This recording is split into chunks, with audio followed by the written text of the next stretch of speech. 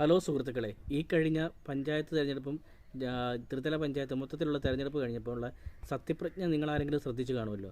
സത്യം പറഞ്ഞാൽ സത്യപ്രതിജ്ഞ ചെയ്യുമ്പോൾ അവസാനം പറയുന്ന വേടെന്ന് പറയുന്നത് ദൃഢപ്രതിജ്ഞ ചെയ്യുന്നു, അല്ലെന്നുണ്ടെങ്കിൽ ദൈവനാമത്തിൽ സത്യപ്രതിജ്ഞ ചെയ്യുന്നു.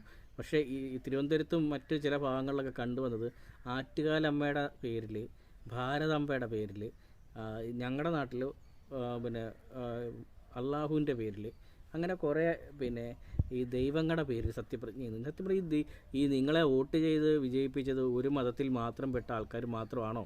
അല്ല, എല്ലാ ജാതി മതത്തിൽപ്പെട്ട ആൾക്കാരെ വോട്ട് ചെയ്തെങ്കിൽ മാത്രമേ ഒരു സ്ഥാനാർത്ഥി വിജയിക്കത്തുള്ളൂ.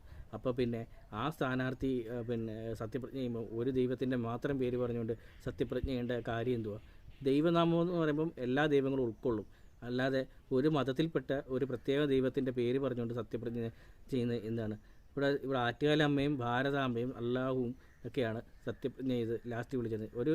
എന്നിട്ട് കോൺഗ്രസിൻ്റെ പ്രതിനിധി, തിരുവനന്തപുരത്തുള്ള ഒരു പ്രതിനിധി, ഒരു കയ്യിൽ ഭരണഘടനയിലും പിടിച്ചുകൊണ്ട് സ്വാമിയേ ശരണമയ്യപ്പ, ശബരിമല ശ്രീ ധർമ്മശാസ്താവാണോ നിങ്ങളെ വോട്ട് ചെയ്ത് വിജയിപ്പിച്ച്? അല്ലല്ലോ. ഒന്നെങ്കിൽ ദൃഢപ്രതിജ്ഞ ചെയ്യണം അല്ലെങ്കിൽ ദൈവനാമത്തിൽ. ആ ദൈവം എന്ന് പറയുമ്പം അതിനകത്ത് എല്ലാ ദൈവങ്ങളും വരും. എന്തൊരു വിരോധാഭാസമാണ്!